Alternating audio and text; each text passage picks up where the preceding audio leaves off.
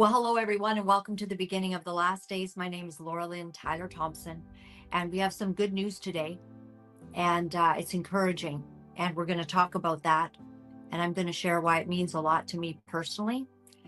And when I'm at home, I've got, I've got a lot more. I've got a studio and good sound, and I'm so grateful to my friend lending me this incredible place while we're having a little vacay.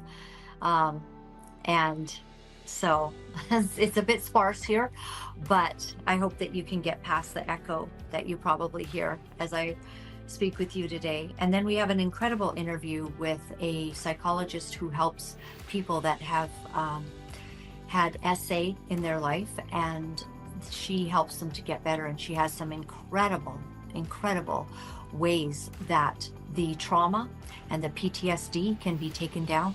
And you're going to love that interview.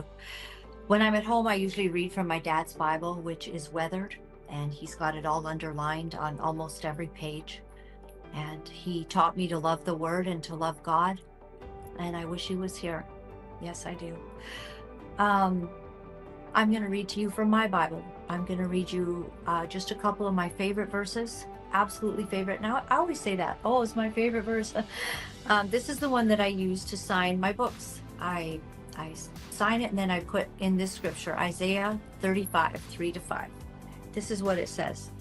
Strengthen the feeble knees, strengthen the feeble hands, steady the knees that give way. Say to those with fearful hearts, be strong, do not fear. Your God will come. He will come with a vengeance. With divine retribution, he will come to save you. Then will the eyes of the blind be opened and the ears of the deaf be unstopped. Amen. In the name of Jesus. Amen. Sometimes when we feel afraid, we have to just do it afraid. And can I tell you something from the depths of my soul, that this whole journey's been rather terrifying.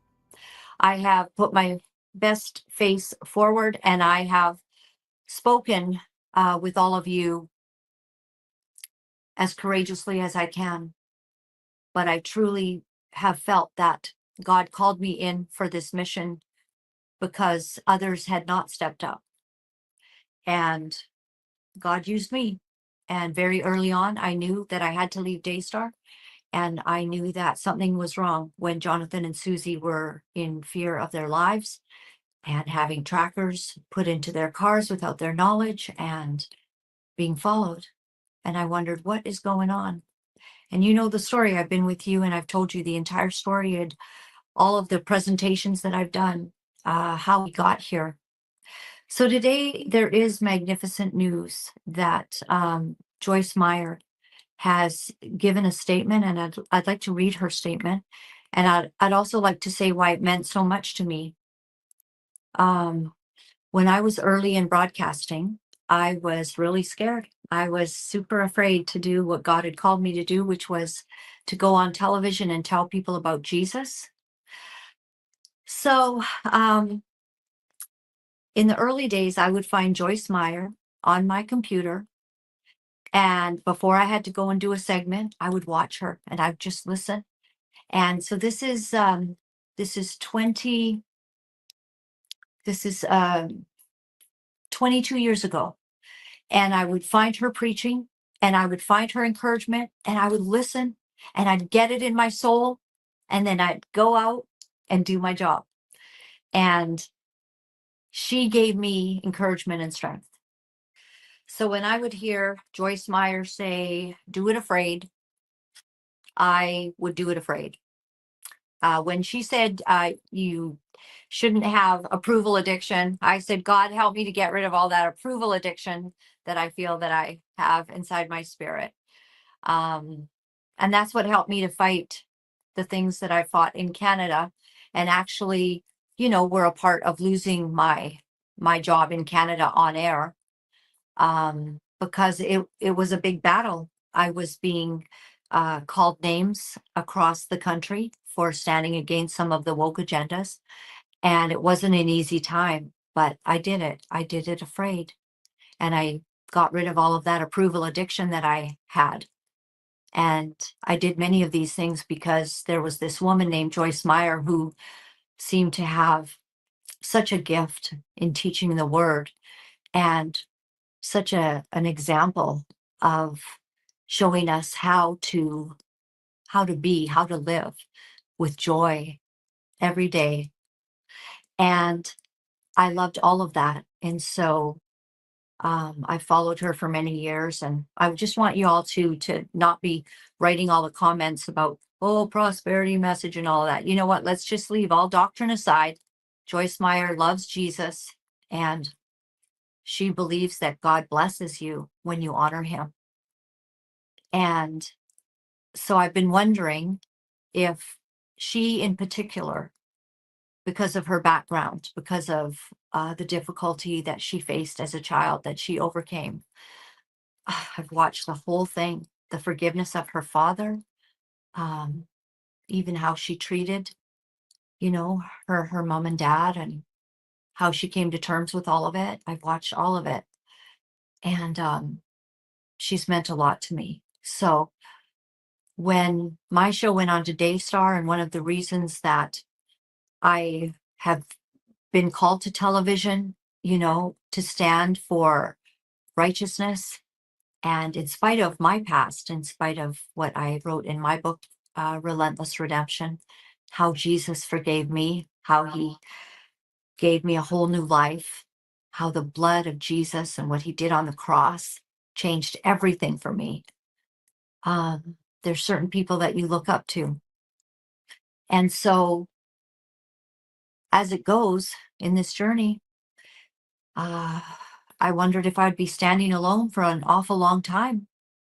And then there's been some great people. Israel, I think it was Israel Now, um, that wonderful gentleman that, got on and said that, talked about marriage and the importance of marriage, because it's not only the essay in this case, but it's also about marriage. And it's about using a blowhorn, to a $1 billion blowhorn, to talk about your biblical stand for marriage, when there's something very wrong here.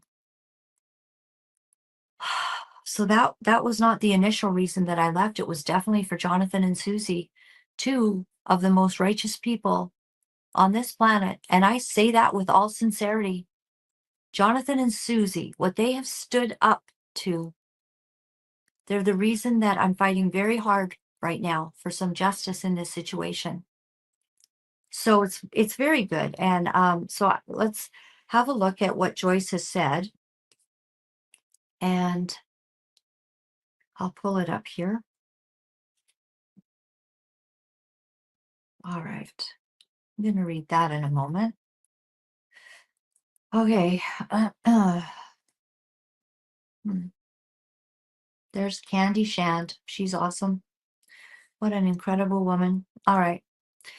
So Laura-Lynn Thompson, Joyce Meyer, a woman of tremendous courage while others remain silent, has left Daystar with a powerful statement.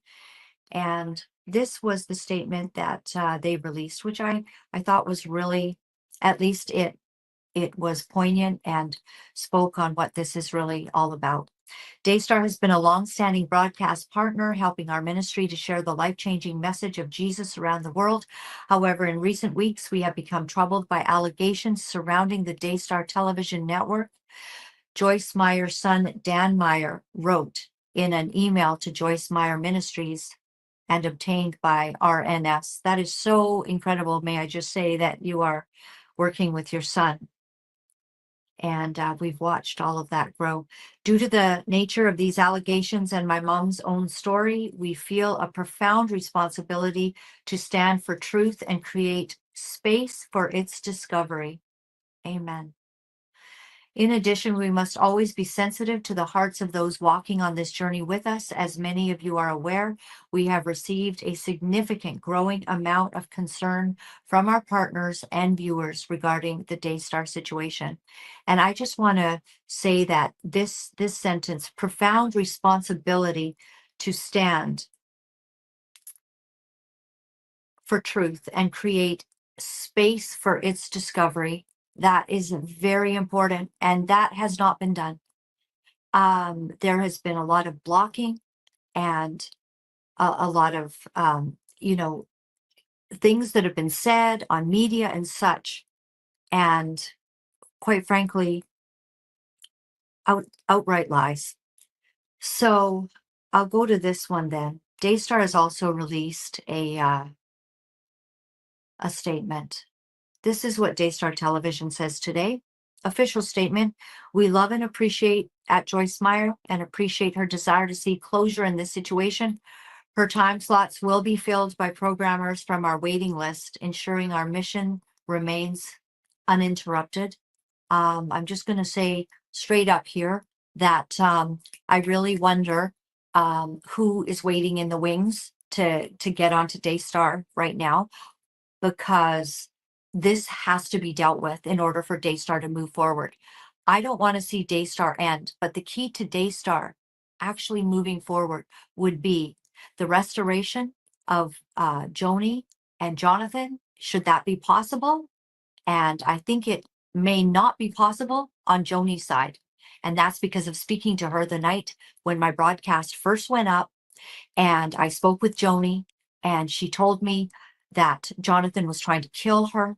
And when I repeated that statement back, she said to me, well, he's trying to destroy the ministry. And then she said that Susie was, a pathological liar. And she said many things that night. And none of those are true. And Jonathan is not trying to destroy the ministry. Jonathan has had to take extreme measures. When you have run out of all accountability in an organization where there is no accountability, and you are being spiritually abused, and your daughter has been essayed, and there is no one willing to do the right thing, especially when it involves allegations to a family member and other people in the organization, even in the family, know that there's strong reasons to be concerned about Pete. This is a dire situation. And as we are seeing ministry after ministry fall by the wayside because of sexual indiscretions, because of assaults on minors and adults, and bad behavior in the Christian church that has brought ill repute and shame to the name of Christ. There's a turning over. There's a flipping of the tables that is going on. And it has brought me grave, I've had to just be on my knees, be before the Lord, be into the word, be into worship, believing that God is going to move powerfully with a vengeance in this situation. And in fact, he is. So I have written above here my statement on Twitter, what we now call X. My statement is there is no such report. So basically, Daystar, even in this comment here, you see, I have intimate knowledge of what's going on because I know Jonathan and Susie. We have it on good report. They're saying that law enforcement is concluding their evaluation of the facts with no charges. I'm very sorry, but that is absolutely not true. There has not been basically the kind of investigation that needs to take place. And in fact, the ramping up of it is about to start. So there's a lot of things that should happen. And I wrote a couple of them in my answer. So there's no such report that law enforcement is concluding their evaluation of the facts. This is lies, truly, blatantly. They are only just beginning. This will not be over until Rebecca and JW turn over the letter they wrote regarding Pete. JW wrote a well-crafted letter regarding his concern about Pete. And that has not been turned over to the police. And until such a time as it is, and that there is an investigation to the concerns of Rebecca and JW, who warned Jonathan and Susie intensely, that something's wrong with Pete and the way that he's treating your daughter, the way he's like got his hands all over her in public, let alone what happened when Pete was watching Baby Lamb while mom and dad were on set. Until this is investigated, this is not near being closed.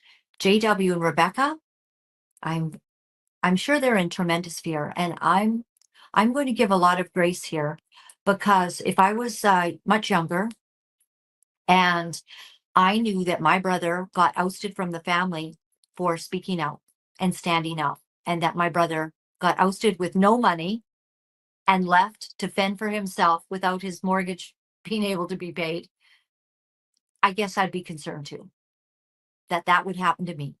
So I understand Rebecca's fear. JW, this is a young man. They're on the gravy train. They want to let all this go? Oh, it takes so much courage. But the thing is that Rebecca and JW knew, warned Jonathan and Susie of exactly what was going on. And in fact, an incident at the beach house where somehow we saw the report by Julie Royce, somehow Joni is able to say she's all present, omnipresent. She's in the basement, the first floor and the third floor, and knows what's happening every step of this story. It's bizarre world, to be honest. Joni lied to me when she called me. She told me that Susie was basically making it up about the essay that happened to her from the defamed chiropractor who is now passed. And that chiropractor assaulted Susie. Joni told me that he was a good man and it was Susie's fault. Now I've got the facts. This is not a good man. He's got a record. He's a terrible man. So all of this has come to light and has had to be brought to light in a horrific way. And I have not been thrilled about my having to be so invested in all of this, because it should have been dealt with. And I do believe I'm here because others, and I'm not talking about necessarily the broadcasters, I'm talking about board members. You board members bullied Jonathan in those recordings that are there in the worst way, worse than I have ever heard in my life, that you would speak to someone who was a righteous young man. Any mother would be proud to have a son like Jonathan, and yet you all bullied him so badly. I don't know what you're all thinking. We have had to pound out broadcast after broadcast showing the different videos. There's a couple of them down here. Wow, I share a lot here. Okay. Now just pull it out to me, JT. I'll leave this for now. But we have had to share broadcast after broadcast showing all of these recordings, that if we hadn't had the recordings, we wouldn't be able to prove what Jonathan and Susie have been through.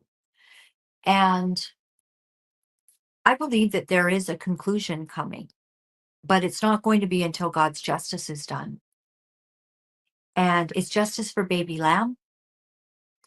It's justice regarding Daystar's leadership, and justice, I hope, for Jonathan and Susie, because what has happened here is an epic tale of biblical proportions in modern day times, that we would see the heir, the son of Joni Lamb, be ousted when on the deathbed of Marcus Lamb, on his deathbed, instructions were given to Denise Boggs about what was to happen and who was to lead. Completely ignored. And because Jonathan and Susie would not read a celebratory email on air, all of this, I mean, without that shenanigans, maybe we wouldn't even be covering all of this. It's an incredible twist in all of it. On top of the statement, there's also an article that has come out, and RNS televangelist Joyce Meyer pauses program at Daystar citing scandal at network. Meyer, whose popular show Enjoying Everyday Life, aired daily on Daystar, is the latest in a series of Christian leaders to break ties with the network after a controversy involving allegations of an abuse cover-up. And it does say here, Joyce Meyer, the best-selling Christian author and longtime ministry leader and speaker, is pausing her program with Daystar Television Network after years as a leading host at the influential Christian television broadcaster, according to an email obtained from an unnamed spokesperson for Joyce Meyer Ministries. Meyer, whose popular show Enjoying Everyday Life has aired daily on Daystar, is the latest in a series of Christian leaders to break ties with the network after a controversy involving allegations of an abuse cover-up. Her ministry will pause its programming with Daystar starting on Monday, January 13th. Daystar has been a longstanding broadcast partner, helping our ministry to share the life-changing message of Jesus around the world. However, in recent weeks, we have become troubled by allegations surrounding the Daystar television network. Joyce Meyer's son, Dan Meyer, states, and then we've already read that statement. The email sent to staff on Friday indicates that Joyce Meyer Ministries may consider returning to Daystar when and if this situation is satisfactorily resolved. According to Internet Archives, Meyer's program has aired on Daystar since at least 2005. And I think that's fair. I think that when things are resolved to the standards and to the investigation, that meets everyone's requirements and needs, and that you would want to return, I think there's nothing wrong with that. So Daystar did not respond to requests to comment regarding Meyer's departure. On X, Daystar released a statement Friday afternoon saying it loves Meyer and we appreciate her desire to see closure. Okay. And we've already read there. And of course, many of you know these. I've been to Joyce Meyer Ministries, their huge conferences, and I thought they were having another one maybe in April. And I've already talked to my daughter about if she'd like to go. So I don't know if Joyce is doing that still. I hope so. And if she is, I think that we want to get to that April one. She's just amazing. Unlike Meyer, 4 of the most recent leaders to exit the network, evangelical heavyweights Jack Graham, Jesse Duplantis, Lance Wallnau, and Hank and Brenda Kuhneman, did not cite the Daystar scandal as reason for their departure. Canadian author Laura-Lynn Thompson cut ties with Daystar in November over perceived ethical deficits of senior executives, and an international ministry led by Baruch Corman halted its program with the network a month later due to unspecified concerns with the network's ability to embrace God's standards. I will just simply actually add to that he did have even more of a statement. His statement was that of marriage being important. That was the issue. So in fall of 2024, investigative journalist Julie Royce reported that Joni Lamb, president of Daystar, was accused by her son Jonathan Lamb and his wife Susie Lamb of covering up abuse against their 5-year-old daughter, an allegation Joni has repeatedly denied. I won't say anything about that right now. Prior to news of Meyer's departure, Daystar told RNS the recent exits represent a small percentage of the network's 100 third-party programmers, and said it's typical for Daystar to see small overturn near the December 31st contract renewal deadline. Some of the programmers who left indicate they hope to return onto Daystar in 2026, according to the network. Daystar said the departures of Graham, Duplantis, Wallnow, and the Kuhnemans were not related to Daystar or the ongoing scandal. Jonathan and Susie Lamb have also accused Joni Lamb of spiritual abuse and financial misconduct allegations. Joni Lamb also denies. So I would just like to say, with respect to all of this, that this is all not honest either. The Daystar comments are not honest. This is the cover up. This is the repeated thing that happens, that what they put out, that it's not related. I guess because they haven't said, but if you look at Duplantis even, okay, I watched his I watched his statement on his show, and obviously everybody doesn't want to poke the bear, do they? But it's obvious why all of this has happened. Okay.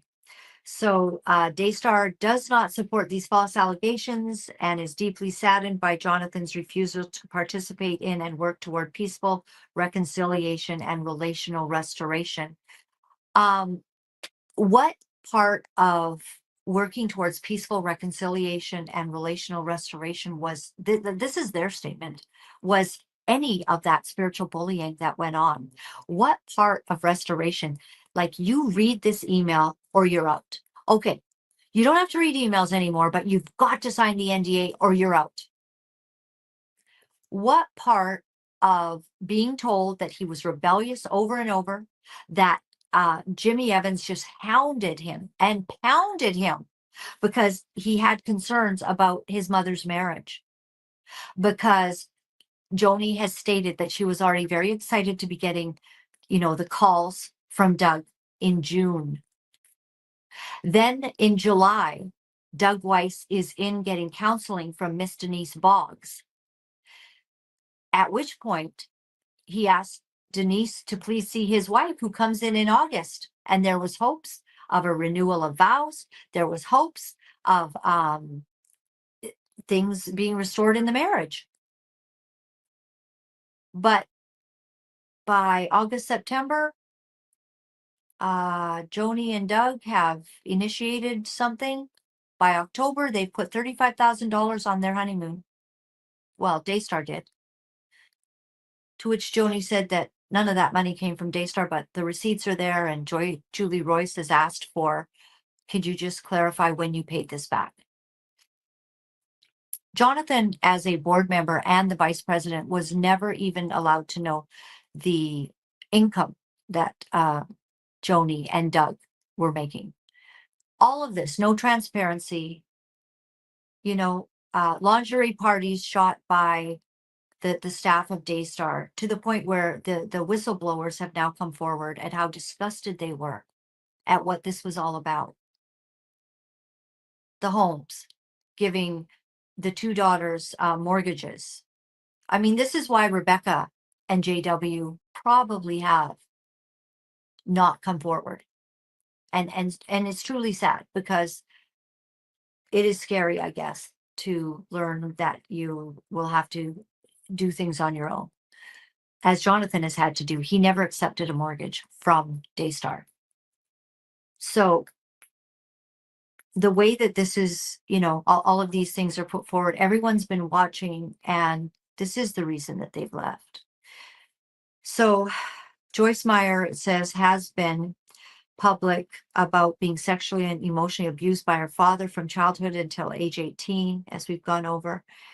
And she has a very practical approach to faith, spirited speaking, and personal testimony, which includes crediting her faith in God for giving her the strength to heal from abuse, and made her a best-selling author and luminary among evangelical and charismatic Christian audiences.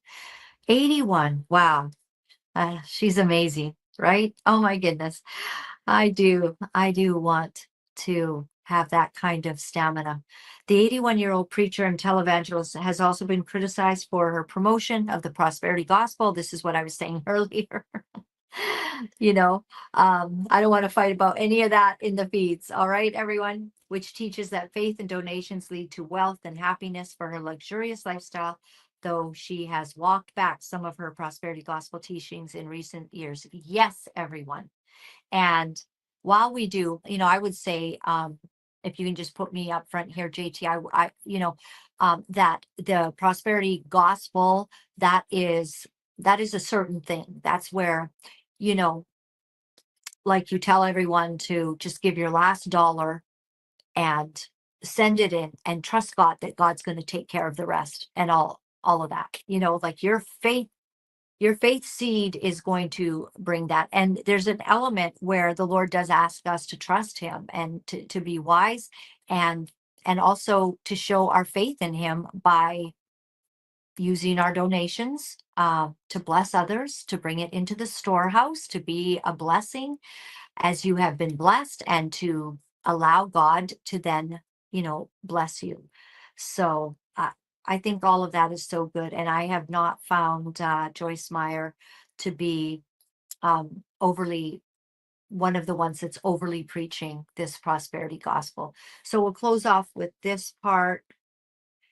And I just all in all really appreciate Joyce Meyer, and I appreciate what she has brought to the table in this.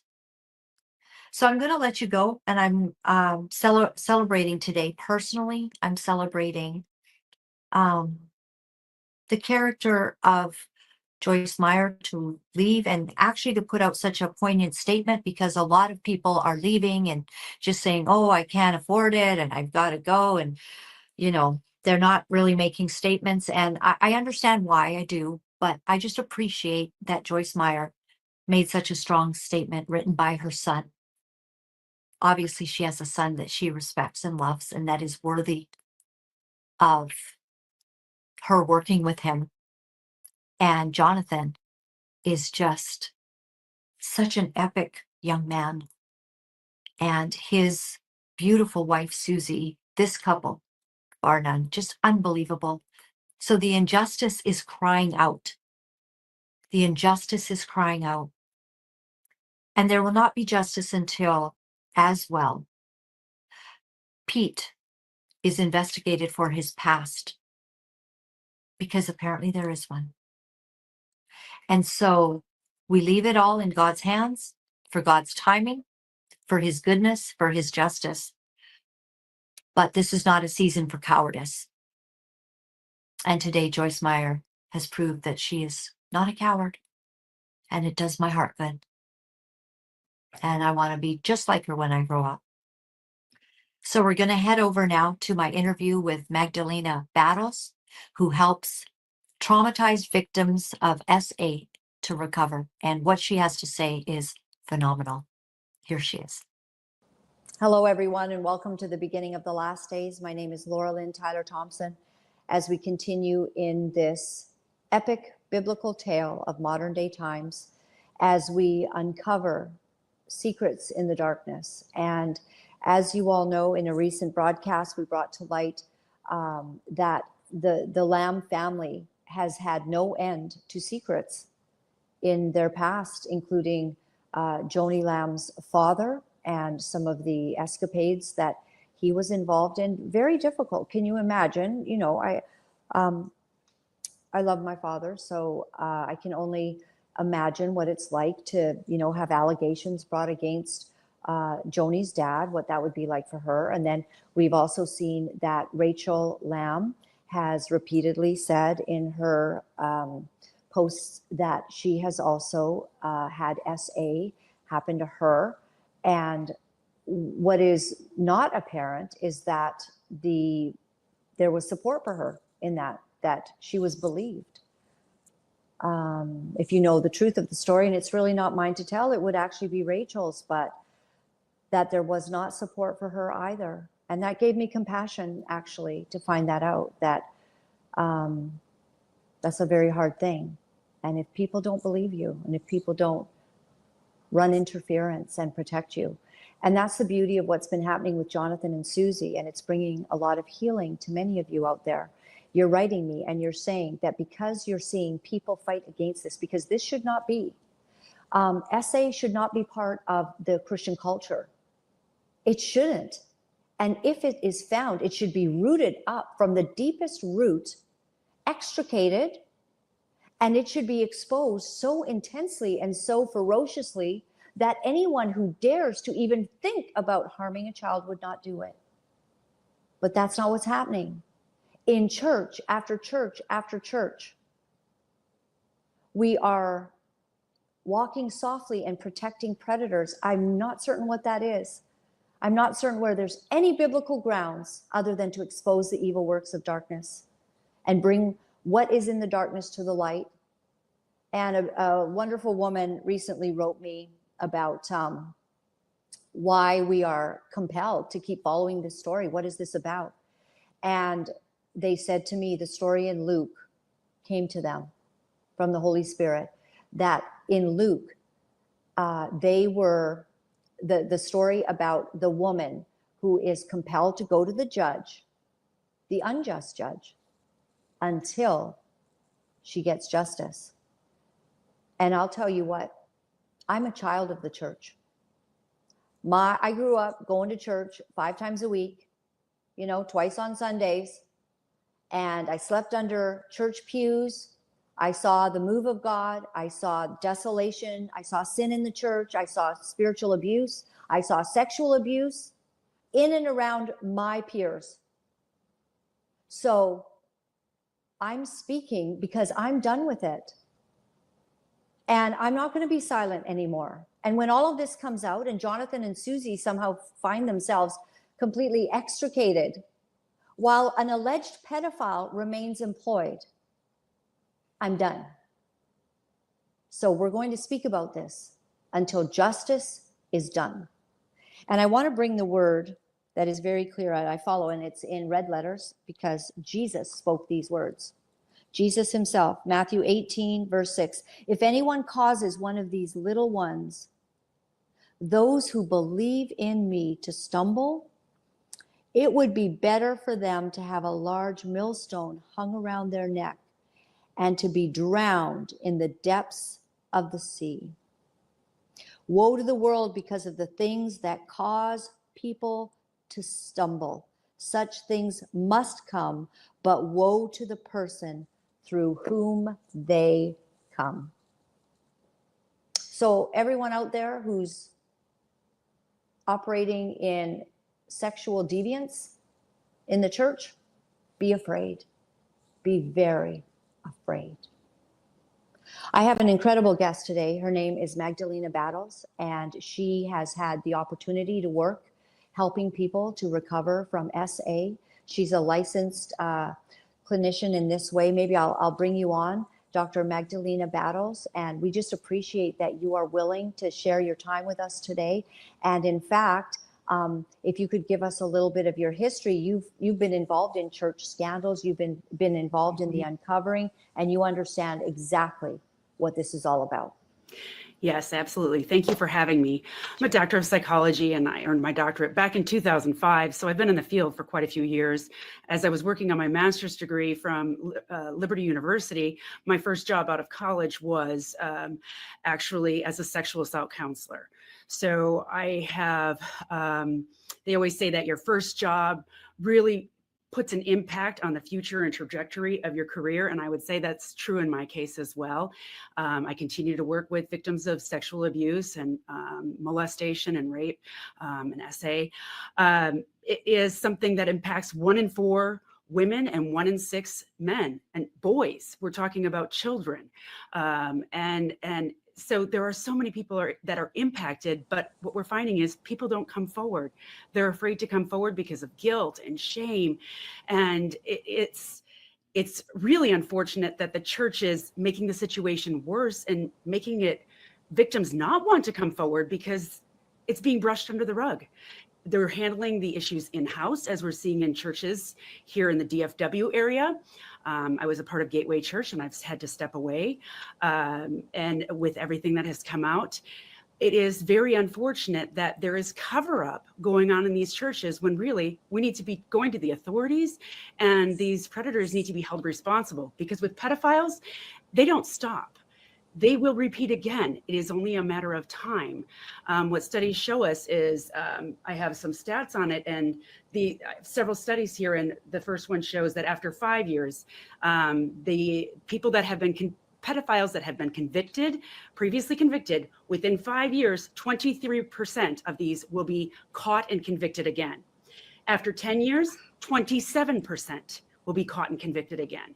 After 15 years, 35% will be caught and convicted. And then a longer study that goes 25 years showed that 52% of pedophiles in their study that were caught and convicted, 25 years later, 52% are caught and convicted again. And those are the ones that are just caught and convicted. How many aren't caught? And how many get out of the conviction? That statistic just keeps rising. So what we find is that it basically is a matter of time before pedophiles repeat again. And there's another study that showed that 20% of pedophiles have over 20 victims in their lifetime. So we're talking about a pattern of behavior that doesn't change. We find that pedophiles cannot truly be cured. There is no cure. I'm a licensed professional counselor. I've researched this. And there isn't anything other than they try to use cognitive behavioral therapy. And then they use measures where they put measures in place and boundaries to try to protect the future children from being violated by this pedophile. So the pedophile basically has to have very firm boundaries in place, so they're never alone with children, and they're not being put in positions of authority where the community trusts them, such as church leadership. Because if they become a church leader, obviously people are naturally going to trust their pastor. And if say your teenager needs counseling and your pastor says, well, have Susie come into my house or into my office, and I'll provide her some confidential counseling and I'll help her. Well, and that's how it happens time and time again. Magdalena, like, it does seem like there's an epidemic in the church of the exposure of this, and we don't feel safe. And it's very sad because of this, people are not going to trust church clergy as much. So if someone's an honorable man, if someone's an honorable woman in the church, they might be limited. But I guess there should be rules. I mean, things should be in place so that it can be safe. Like, there should be two people there. A man should not be counseling a young woman alone, ever. I agree 100%. 100%. Yeah, there needs to be things in place. And also, mandatory reporting means mandatory reporting. I don't know how these pastors and staff members are getting away with not reporting when they are sexual SA is reported to them in the church. And they say, well, we're handling it in-house. That's wrong. That is not how things are supposed to work, because we know pedophiles are going to offend again. So if they're handling it in the church, what are the real consequences to that perpetrator? They're not getting any sort of consequence. And that is truly problematic. There are states that actually have laws in place that if you are a convicted sex offender against children, that you are banned from church leadership of any kind, not only being a pastor, but you're not allowed to be a deacon or an elder. It says no leadership position in a church. Only certain states have this law, but I would love to see this happen in all states, because once a person is found to be a child predator, they don't change. They don't change. We can put measures in place to protect children around them, but that should mean also don't put them in positions of authority over a community or a congregation. That is a very scary place to be. And especially when people don't understand how pedophiles, how their brains are wired, and that they cannot be cured. A lot of people say, well, we should forgive them. God forgives them. Yes, we can forgive, but we need to have healthy boundaries in place to protect our children. Yeah, and protect them so that they don't hurt other people and end up being in hell's fire. God can help people. And I guess, like, what we're seeing is that because this is an increasing assault against families and children, then some of them in extreme cases will grow up and then they become the predators. And but that is not always the case. Many No. people are so harmed, and they just become those that can help. They can get healed and help others. Yes. You've been part of that healing process. Yes. Yes. And we talked about a certain kind of therapy. Is it NDR? Am I saying that correctly? EMDR. EMDR. Yes. So it is a type of therapy that was discovered back in the 70s, and they tried it out on Vietnam vets for their PTSD. And they found that the cure rate for their PTSD from the trauma that they experienced in war zones was over 70% successful. Regular talk therapy, on the other hand, was only less than 20% successful in curing their PTSD. So what they found is this type of therapy method can work for any sort of trauma from the past, including sexual abuse. And so I've used it with my clients who have come to me with any sort of SA issues, and we do EMDR. And we've had 100% success rate in my personal experience with my clients. That's not true across the board with all clients and all therapists, but so far in my experience, we've had a very good success rate with this EMDR. It can take multiple sessions, of course, but it is proven effective. I also integrate Christian counseling into my methods, and also some talk therapy with victims of SA, because they truly need to understand that it's not their fault. There is so much manipulation that goes on with the predators and the pedophiles that I think that a lot of people have a misconception of predators, and they think, oh, well, it's somebody in a van that might snatch my kid off the street. That is a very, very rare occurrence. I mean, we're talking less than 1%. 95% of SA cases with children, it happens with a friend or family member that has done it to them. So this means the person knows them. They know them well. And usually it's somebody that's well liked by the family. That's how they get access to the children. It's usually a special coach or a family member that is well loved who gives special attention. And often the key word that I usually hear is they had a special relationship with the child. That to me is a red flag. I know it's great. We want to have special relationships with children. However, it is a red flag in that is one of the key components of how these predators access children. They give them special attention. They usually find children that maybe there's no father figure, or the child has some special needs, and this person can come alongside them as a mentor or a coach. And so they usually fill a need in that child's life. And because of it, the child often feels like, oh, I owe this person something as well, which obviously makes it very complicated and confusing in the child's mind. So we need to help victims understand it is never their fault, and that these people are very, very good manipulators, and they're very cunning, and they come off as very kind and loving people, but they do it because they have their own agenda. Right. And so all of this makes it really hard if a family member, like a mom and a dad, would have maybe no idea something's going on because, Uncle so-and-so or Auntie so-and-so, just the nicest people. Yeah. And it's not who you want. And you can't even fathom that this is going on. And I guess there's other ways too. It's people that threaten, and they say, if you tell anyone, I'll kill you. If you tell anyone, this will destroy the family or whatever. Yes. Threats. Absolutely. They almost always use some sort of threat and some sort of measure. And they also place blame on the child. They'll say, well, we have this special relationship and you wanted it too. And it's confusing to the child also because they're having a physical reaction in their body, because our bodies are wired to naturally react to physical touch. And so whether they wanted the touch or not, they're going to have some sort of arousal, stimulation. It might feel good. That is very confusing because their body's betraying them. Their mind is saying, I don't want this, but then they're having the sensation that can feel good. So it's very, very conflicting to them. So when the abuser is saying, you wanted this, you liked it, obviously they're in their mind, they're going, well, maybe I did because it felt good. And what we need to tell these children is, no, it wasn't your fault. Your body naturally reacts that way. It wasn't your fault. It's not that you wanted it at all. And so we need to help destigmatize the burden that these children have, and especially as they come into adulthood and they tell people about it, make sure we never, ever blame them. And it's never their fault. I mean, I saw it in some of these church cases that came out where people say, oh, well, a 12-year-old can be sexy, or some 12-year-olds are pretty mature. Are you kidding me? A child who is 12 years old cannot consent to a 20-some-year-old man. No, that's a no.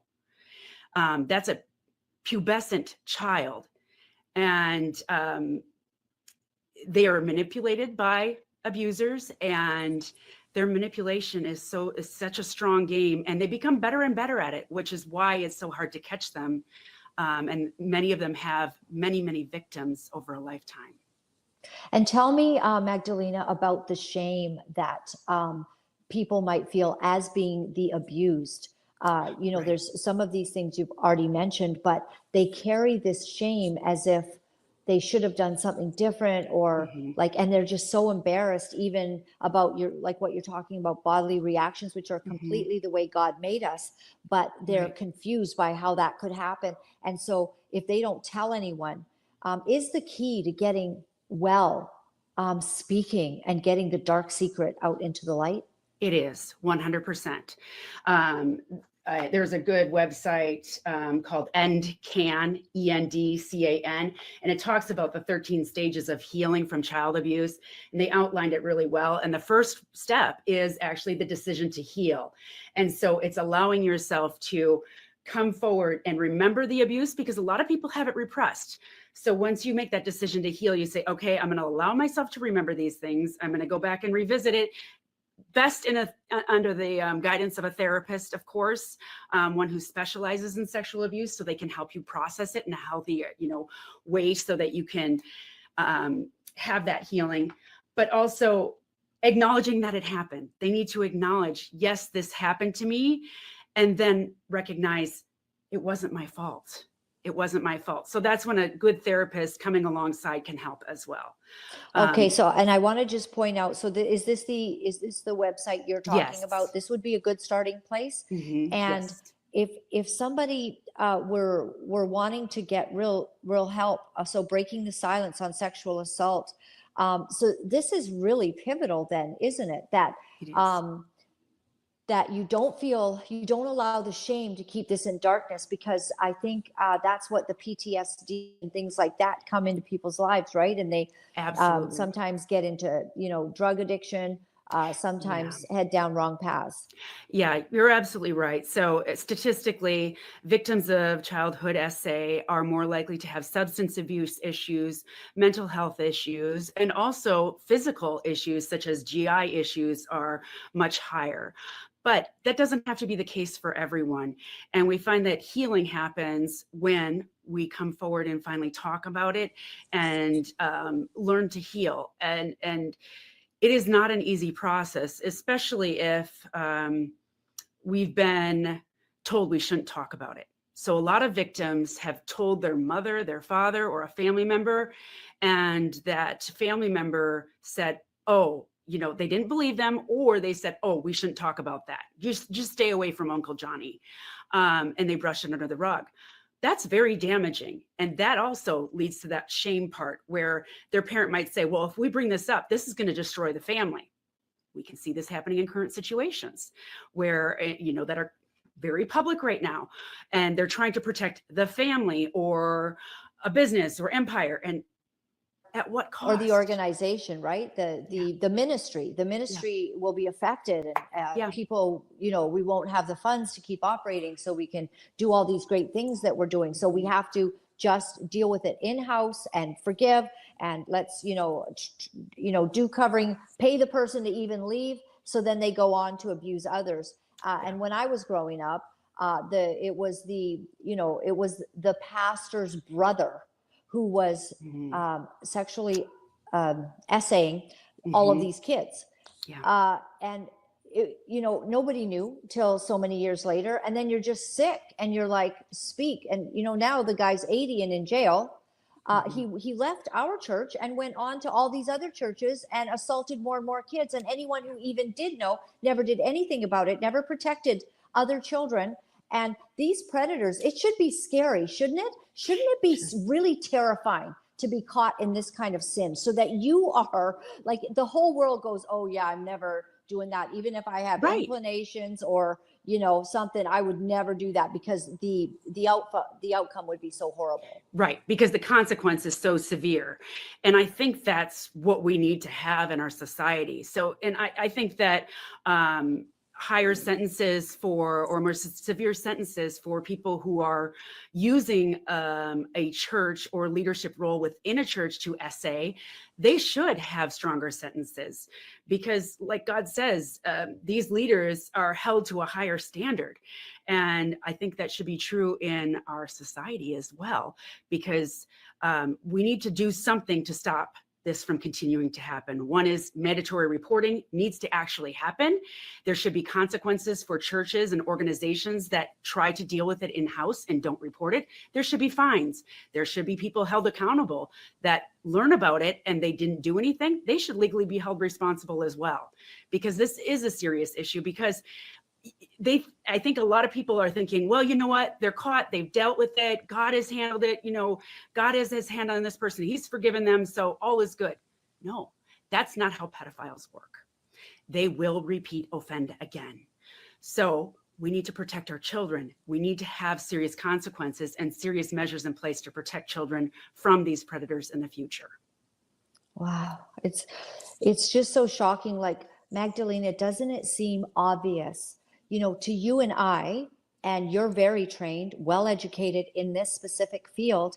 To myself, I haven't had any education in this field, but wisdom would tell you that this is something that you would want to have a lot of safeguards, and you would never let somebody have access to kids, especially if they've had any incident in the past. And then they keep, because we have somebody right now who is known to have harmed a child, and they've also had all kinds of sexual deviance in their ministry, and they're just allowed to minister. I'm like, what is going on? What is wrong? It is wrong. And I know some of them justify it. Some of these churches in DFW are saying, well, we put him in a ministry position over like a prison ministry or some sort of adult ministry where they aren't around children. So we put measures in place. I disagree with what they're saying, because, okay, they go into say they live in an apartment complex and they go and tell their neighbor, oh, I'm a pastor. You can trust me. I can help your family. You have issues. Oh, I'd love to help mentor your children. I'm a pastor. Doesn't that set them up for a position of leadership in the community just by holding that title? That's a problem.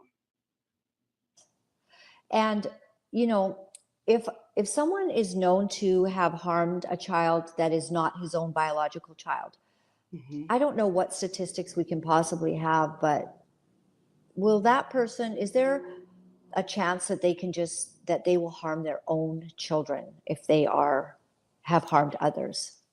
Yes. Yeah. It seems that pedophiles don't have any sort of moral compass or code when it comes to which children they abuse. I don't know specific statistics off the top of my head, but I would say that, especially in my first position as a sexual assault counselor, over 50% of my cases were incest cases. It was fathers and daughters, not stepfathers. It was their actual biological fathers. And with most of them, they did go to their mother, and their mothers ended up protecting the fathers and saying, no, that didn't happen, or they didn't believe them, or they minimized it. Or in one case, I had one where the mother completely blamed the daughter, and the daughter was all of 13 at the time, and it had been happening since she was a small toddler.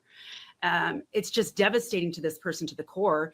And because of that shame that she held, and that guilt, and that self-blame because of her mother's reaction, she didn't come back into counseling until she was in her 50s. So she wasn't ready to deal with it until she was in her 50s. And that's heartbreaking.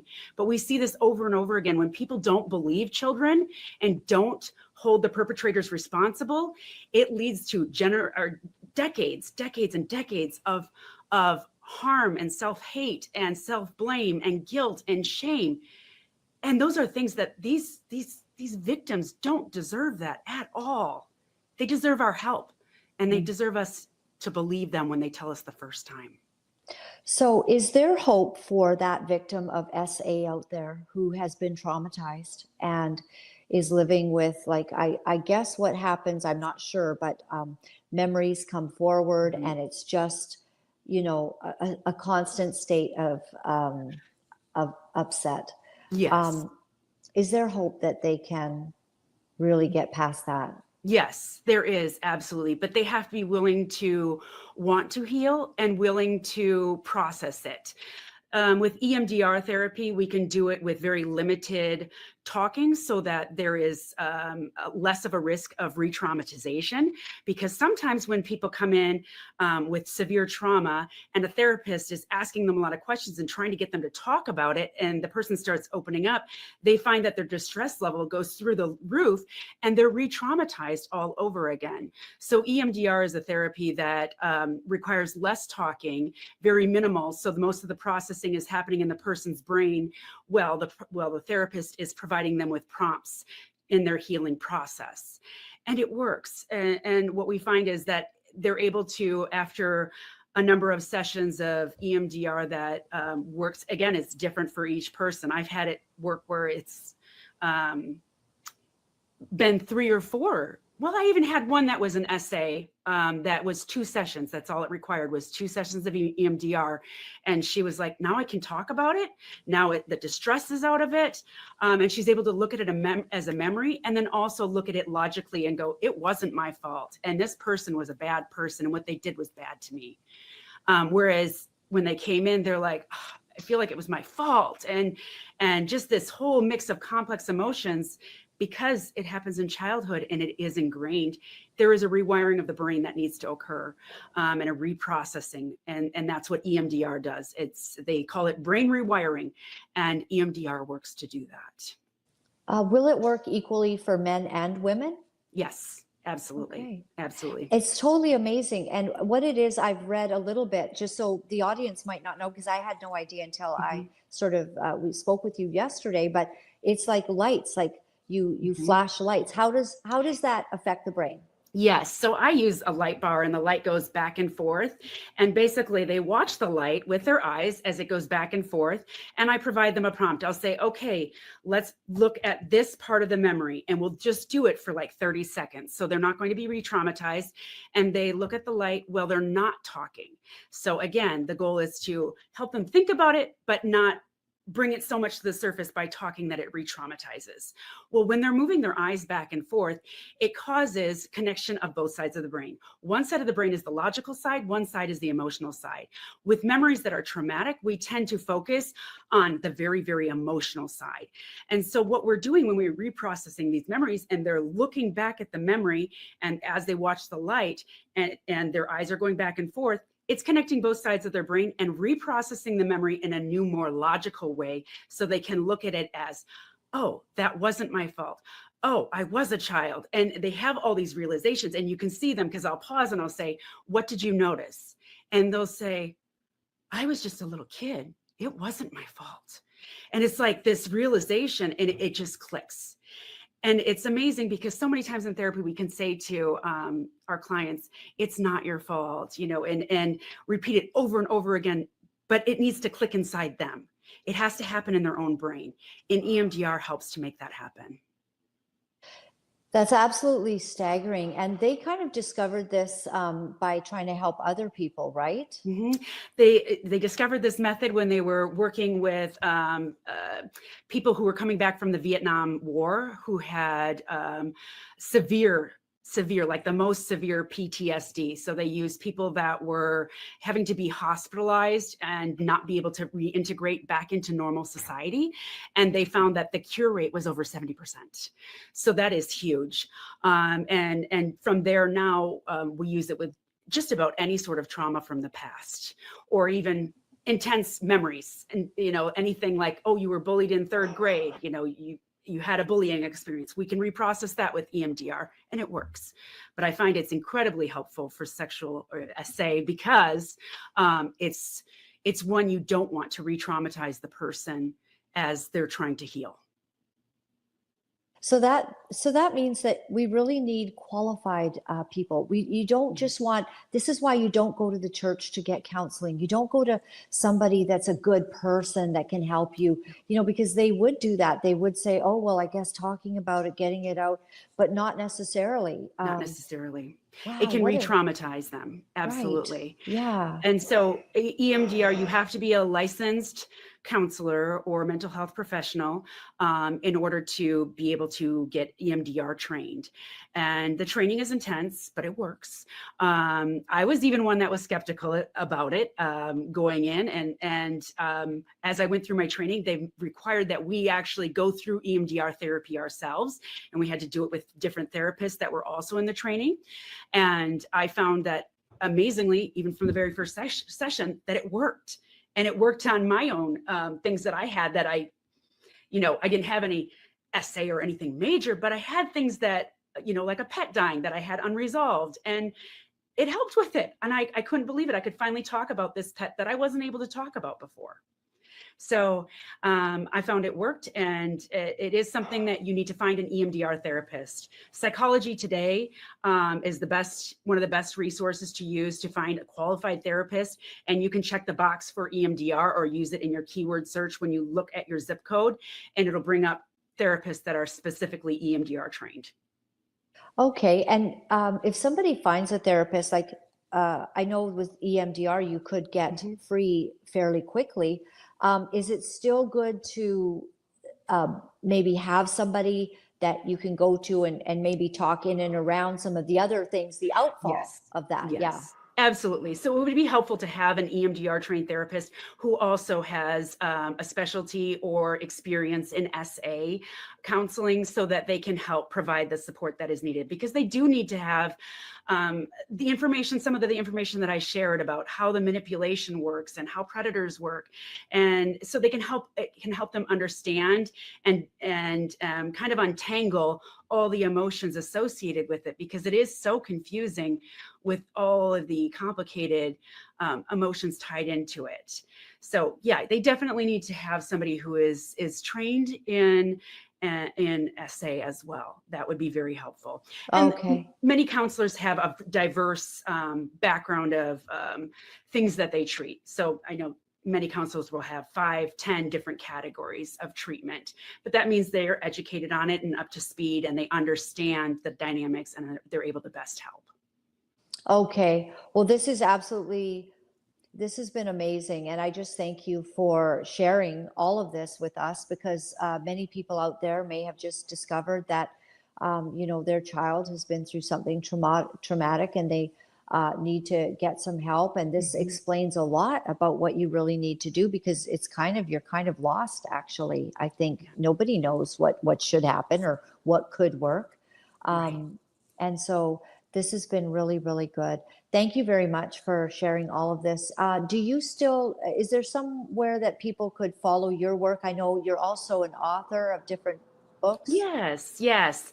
So Living Joy Daily is my website, but I'm also on Facebook, Living Joy Daily. It's a group. And so I post typically inspirational and usually it's scripture-based statements. And I also post reels about mental health as well. I have 3 books published, 2 of them through Whitaker House, which is a Christian publishing company. Most popular one is 6 Hidden Behaviors That Destroy Families, Strategies for Healthier and More Loving Relationships. And I've been on a multitude of different national and international programs about that book, including Daystar a number of times, and Moody Radio, and some others that are some high profile about family relationships in the book. And so much good has come from organizations and ministries for the Lord.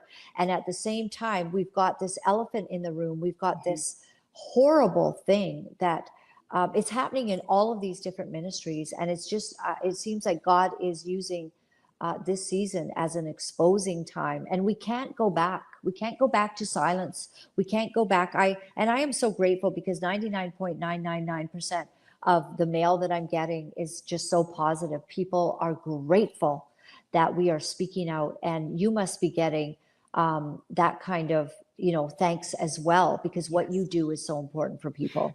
Thank you. Yes, as I was speaking out about Gateway as the news broke, I was speaking on behalf of victims and in particular Cindy Clementshire as well, and helping people understand the dynamics of SA so they can understand why we need to believe victims, first of all, and why we need to destigmatize the information about this sort of crime and harm that is happening to so many children. Mm-hmm. Well, thank you very much. I appreciate it. And I know that you're very busy and you've taken time to be with us. So we appreciate it, Magdalena. And maybe as it goes on, we might need to call you back because we'll have more information and another aspect of this that we can deal with. So we appreciate you so much. Thank you. Thank you. My pleasure. Thank you for having me. And thank you for the work that you're doing as well. God bless. Well, that is some really good information because there's a lot of crisis going on with this. There's a lot of pain going on with this. And very grateful that those who are courageous to even speak in some of these church situations. I mean, it's heartbreaking, really. It's heartbreaking that we have to even deal with this. I'm sad. I love the church. The Lord says, in the word of God to not forsake the gathering together in the churches. And yet some things that are happening are very, very painful. Another really difficult thing that I just want to outline, we've got some work going on. I just want you to know, so I am so grateful for this place. Of course, I'm not in my regular studio. We're having a little vacation that we planned quite a while ago. And my wonderful friend gave us their condo that we can stay at and, basically have a blast. It's not, it's kind of sparsely furnished and their tenants had just left. So we're in some nice weather and, it's just, we're not at home. And then there's some ice, apparently, ice and snowstorms that are going to come. So kind of affecting everything. But this is why I'm in this location and it doesn't look like my regular spot. I'd like to, if you can put this up, I want to play this awesome lady. She has put up a video called Daystar, It Just Gets Worse. And she is outlining something very significant. And that is that it does appear that Rachel Lamb, and we did begin to suspect a lot of this kind of shenanigans going on. Instead of Rachel just maybe acting maturely, what she's done is gone around, created all these accounts, it looks like, allegedly. We're going to say that with this lady as well. So she's pointing out a few things I want to show everyone. This is the media mayhem that does happen. Take a look. Okay, so real quick, I just want to talk about the network of troll accounts that it appears have been made.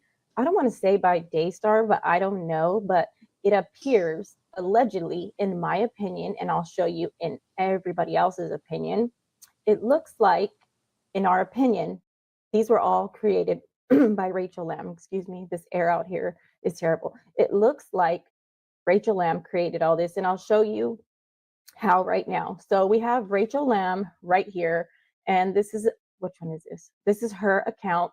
What does she say? Thank you for all of your prayers and messages of support. Which then you go down and it's a lot of people that are not praying and supporting her. They want her to have her Pete turn himself in. But you go down, and then I found this here, and I was like, is this real? It says your mom's dad also sued for sexual harassment. Okay. In 2008, Mr. Trammell, sorry, I don't know, had a secret camera installed just outside his office so that he could see if someone was approaching his office door from the television screen or monitor inside his office. Michael Harris, a Daystar employee, installed the camera. Mr. Trammell then began calling plaintiff into his office for what he referred to as quiet time. During quiet time, Mr. Trammell would make plaintiff hug him tightly for long periods of time. He would often put his hands very close to the plaintiff's blah blah or blah blah during these extended touchings. On more than two occasions, Mr. Trammell told plaintiff to sit on his lap. Okay. So I was like, could this be real? Like, did somebody just type this? Because you don't want to say it if it's not real. But then when you click on this link right here, it goes there. And this, Do anything wrong. And in just a moment, he has about the 4 real slides in, I'm going to show you the attorney firm that filed it. And these this guy, guys his ain't name is quacks, y'all. Ohio They're for real Freedom. attorneys, It's a highly long respected. video.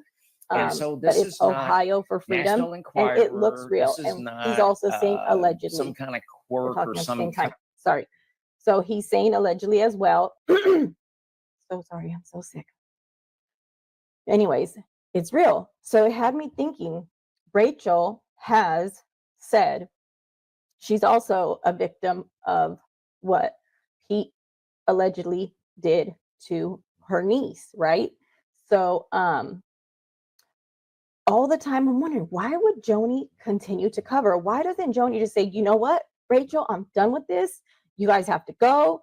We're not doing this anymore. This is too much. Like, why is Joni lying and covering for Rachel? And I've been wondering from the beginning, I thought Rachel must have something on her, because why would Joni let her ruin her life? You know what I mean? Because that doesn't make sense. And that's what my thought process has been the whole time, is something somewhere along the line happened to Rachel, and Rachel's just ready to throw her under the bus. And also, not just that, when the father, Marcus Lamb, immediately declared Pete innocent, there had to be something there, because why would he defend a pedophile? Why would he do that to his own grandchild? There's something that's not right about that. Okay, now going back to all these troll accounts. Okay, this is Rachel's account right here. And then we're going to go to an account. Let's just watch this for a second here. Made called Department of Church Accountability. Okay, can we stop this for a second? So this Department of Church Accountability, of course, is what we had to deal with, where she took a statement that was done by board member Dr. Phil Nordin, and she put an AI voice to it, I believe. This has become just such an embarrassment, I believe, to the board in Canada that this was done. I believe it's really an embarrassment. And I don't think Dr. Phil actually would appreciate it at all. And he's welcome to come on the show anytime, by the way. Any of the board members that would like to come on and explain, of course they will not, because right now what we've got is a really big problem with an out of control, the middle daughter, Rachel, out of control. She's been out of control since the beginning, putting stuff all over social media, like just ravenous for, honestly, stupidity. And it just belies all reason why she would do all of these kinds of things. So she creates this organization, or this, accountability group, and she puts Dr. Phil Nordin in there, which is why we needed to address it. And, all in all, it's mayhem on the internet. So some of us getting calls, some of us getting texts, some of us getting, false, you get attacked from some troller. She's created this account, is allegedly what it looks like. And so these people that are acting crazy online, where you go like, what are they talking about? It does seem that Rachel's behind it, and there needs to be some kind of, perhaps, intervention, honestly, an intervention that might happen. And with all of the sexual problems, I know Ohio for Freedom has documented and spoken of Joni's father and some of that difficulty there. But clearly, it's a mess. It's a mess. And so we'll play this just a little bit longer. I appreciate this woman's discernment, and all kinds of people all over the internet are going after this situation. Rachel Lamb, right? Her own brother. This is what she's posting about her own brother after what he has endured. Okay. And the reason we're going over these troll accounts is because Rachel's using, allegedly, all of these troll accounts to muddy the waters and make it appear that Jonathan only cared about the presidency at Daystar, when that is not the truth. That's not the truth. If you go back and you look at everything in order, That's not how it went. So we'll go over that.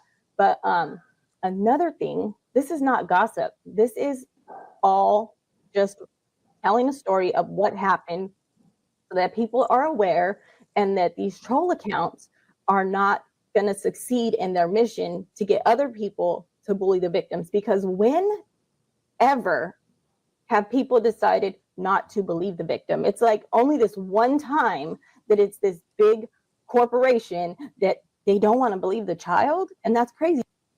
Major mess and harassing Jonathan and Susie. And I'm going to insert those screenshots. The name was Silverado, but they changed the name on top to say that, but it still has the same @ name down there. Okay. I'll insert that. And then let's go here. So this account, everybody thinks this account is Rachel Lamb. This account was created not long after Susie Lamb blocked Rachel. And everybody kept calling Rachel out, telling her, like, you're posting some disgusting things, knock it off. And of course, I feel like she just has too much pride because she couldn't stop. One post X had to take down because she just refused to take down a photo of her niece and have her medical history on there. She did blur the face out, but it still showed.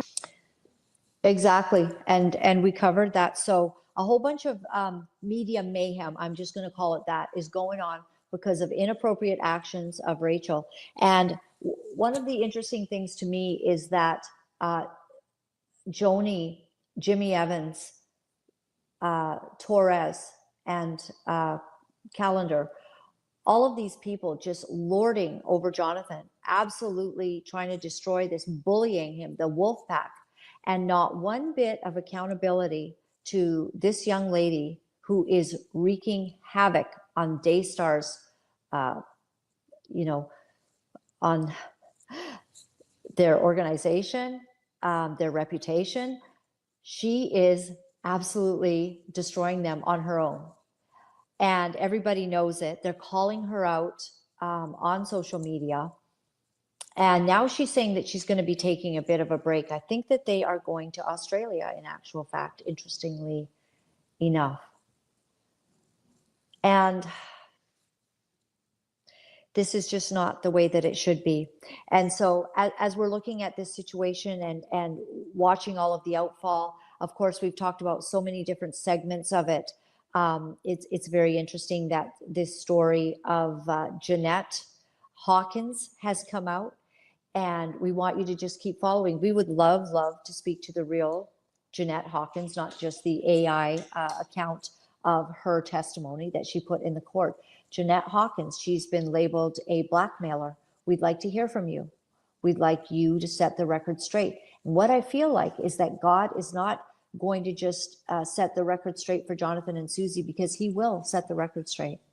But this is also going to be an accountability for all of the other players that have been harmed in this organization, all of the other people who have been lied about, all of the other cover-ups, all of it. God is exposing it. Why is he doing this so intensely right now? All that I know is that the Spirit of the living God is acting very powerfully at this time for exposure, not just with Daystar, but all of these other places. I appreciate all of you. For those of you who follow us, I want to thank you so much for your kindness. I want to thank you for the donations to help us to do what we do. JT and I are just a ma and pa shop. We do this because we believe the Lord has called us to do this. And so when you go to our website at Laura-Lynn.tv, it means the world to us. What you do by making a donation to us is you help us to do the work that we do every single day. There's a donate button there. There are ways that you can donate if you are in the United States of America and you would like a tax receipt. We ask you to call the 1-800 number that you've been seeing on the screen. Call that number and we will get you set up to have that. If you go to the yellow donate button right there on my website, you will be able to get your tax receipt immediately if you go through Canada Helps, okay? We are able to issue those tax receipts, and we stand with the people. We will not be silenced. The courage that we feel in our hearts is because God has given us that courage, and we have to stand. There's all kinds of people also, online speaking about Doug Weiss, his organization, also about his relationship with Lisa. I just saw one the other day, and allegedly there has been an affair that happened with Doug. And I do not have any absolute proof of that, but I am saying someone is very boldly putting that information out that there was an affair with a client. And if that is not true, we just welcome Doug letting us know. He can send us something and we will correct the record and be sure to let everybody know that that never happened. But it does look like someone is boldly putting that information out that took place. And so the whole thing's a mess. Even as we look at the timeline with Doug Weiss and his meeting with Miss Denise Boggs, that was in July of 2022. Then he asked that his wife would be met, and that was 2023. And at that time, there was hope, apparently. Miss Denise Boggs felt there was hope that that marriage would actually have, redoing of the vows and telling each other that they forgave one another and getting back together. But by September or so, I think they were, Joni and Doug were an item, and there was the lost hope that this marriage would be saved. So all of these things continue to come out, the timelines, what was said,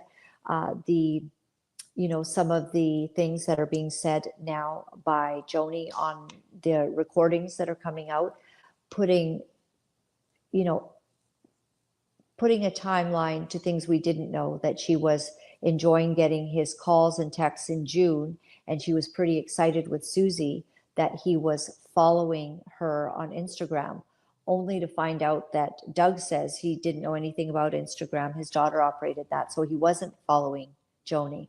So then on the audio recordings, Joni is heard to say, well, I know now, that he wasn't seeing this in that way at all in June. No, because in August, in July, he was in seeing Miss Denise Boggs, and in August, his now ex-wife was in seeing Miss Denise Boggs, who felt that there was hope and was giving her best counsel. We don't know anything that was said. We don't know what it was, just the impression that the counsel was for hope for the restoration of the marriage, and that Doug Weiss saw that.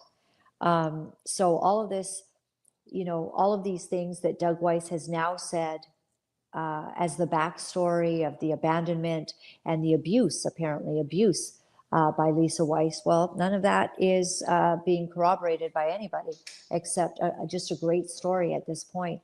And I just want to close by saying this, that none of us would be talking about this at all, probably, if there was humility in this family, if there was a brokenness, if there was an understanding that they shouldn't force other people to accept what they have done, the illegitimate marriage, that the children saw this as, if they had not tried to force Jonathan and Susie to celebrate that, we wouldn't be talking about it. If they had not come on Daystar with Jimmy Evans celebrating this marriage, celebrating first and foremost when there was an engagement, and Jimmy Evans then to the world dissing Lisa Weiss. God is paying attention to who is being harmed, and there's been a lot of harm here. Jonathan and Susie, the essay of the daughter, the cover-up of the essay of Susie. Apparently, Rachel's had an essay, and where's all the healing for all of this? Was she believed? What do we know about that? Good questions to ask if you're going online and you find one of these accounts that she's now haphazardly throwing all over the place. Allegedly, there's just so much trauma in this family. And if Jimmy Evans hadn't gone on, dissed Lisa, said that this was a marriage with godly reasons had been given, and that it was able to proceed biblically. Jimmy Evans now, of course, he has resigned, and I'll just pull that up. He's basically had to leave somewhere.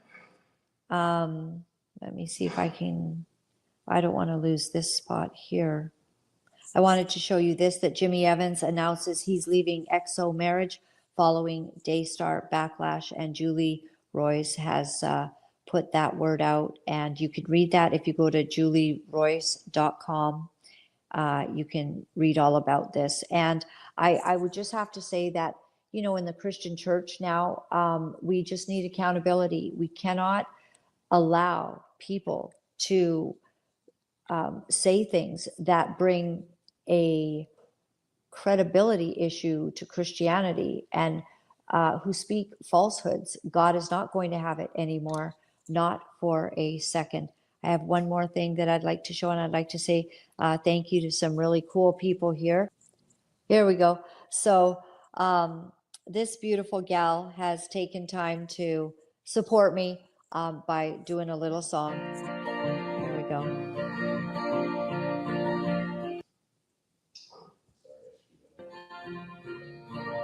Laura-Lynn, powerless, radiant with control.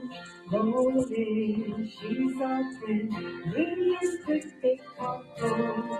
Hey, hey, hey, hey, hey, radiant with control. Hey, hey, hey, hey, hey, radiant with control. Daystar, ha ha ha, you're so going down. Covering up all your sins. Watch out for Laura-Lynn. Hey, hey, hey, hey, hey, radiant quick and cockroach. Hey, hey, hey, hey, hey, radiant quick and cockroach. Big shots deep, he was free. Thought he'd make her tech. Call her a cockroach. She took it to the bay. Laura-Lynn, paladin, Canadian quick-bait cockroach. Laura-Lynn, she's our friend, Canadian quick-bait cockroach. Okay, thank you so much. That is awesome. I don't know how much time you spent, you know, putting that all together, writing that song, but very, very nice. So the Canadian clickbait cockroach. I don't know if I want that to stick forever, but I was not harmed by it at all. And of course, we made a little meme, and we created the cutest cockroach ever with lots of lipstick and a hat on, and had a little keyboard there. And sometimes you just have to think that the folks that are concerned and are attacking you are actually just threatened. And we're at a new place. I'm personally sick beyond sick that lies, deception, sexual immorality, greed, just a really big mess in ministries is happening, and it seems to be widespread, and it seems to be on a global level. And the only way for us to see this dealt with, apparently, because the church does not seem to be able to take care of themselves or bring accountability to themselves, they have actually, and I'm not saying all churches, I do want to say that I have very good pastor friends that I know are trustworthy and that are doing things in the correct way. But when the general feeling is that you can't trust what is going on, then it's just enough. It's just enough. So I thank you for standing with me at this hour where I seem to have been called on a mission, and I'm going to fulfill that mission because God is asking me to do that, and I'm going to be faithful to do that, and I'm not going to cower, and I am not afraid of man. I live with the fear of the Lord. And I want to leave you with a scripture today, and that is in Ezekiel 13 and verse 8. And this is in my very weathered Bible myself that I shall be leaving for my children, and I hope that it will be meaningful to them at that time. In verse 8, it says this: "Therefore, this is what the sovereign Lord says. because of your false words and lying visions. I am against you, declares the sovereign Lord. My hand will be against the prophets who see false visions and utter lying divinations. They will not belong to the council of my people or be listed in the records of Israel, nor will they enter the land of Israel. Then you will know that I am the sovereign Lord. Because they lead my people astray, saying peace when there is no peace, and because when a flimsy wall is built, they cover it with whitewash. Therefore tell those who cover it with whitewash, those who cover it up, that it is going to fall. Rain will come in torrents, and I will send hailstones hurtling down. The violent winds will burst forth. When the walls collapse, will people not ask you, where is the whitewash you covered it with? Therefore, this is what the sovereign Lord says, in my wrath I will unleash a violent wind, and in my anger hailstones and torrents of rain will fall with destructive fury. I will tear down the wall that you have covered with whitewash and will level it to the ground so that its foundation will be laid bare. When it falls, you will be destroyed in it, and you will know that I am the Lord. So I will pour out my wrath against the wall and against those who covered it with whitewash. I will say to you, the wall is gone, and so are those who whitewashed it. Those prophets of Israel who prophesied to Jerusalem and saw visions of peace for her when there was no peace, declares the sovereign Lord.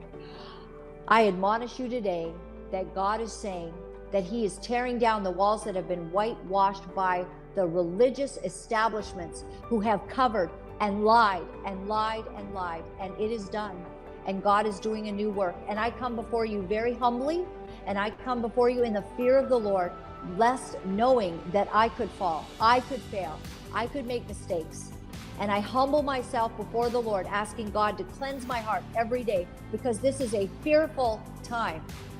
This is a time to understand the awe and the majesty of God when he begins to move in these situations. This is God and God alone that can take care of this.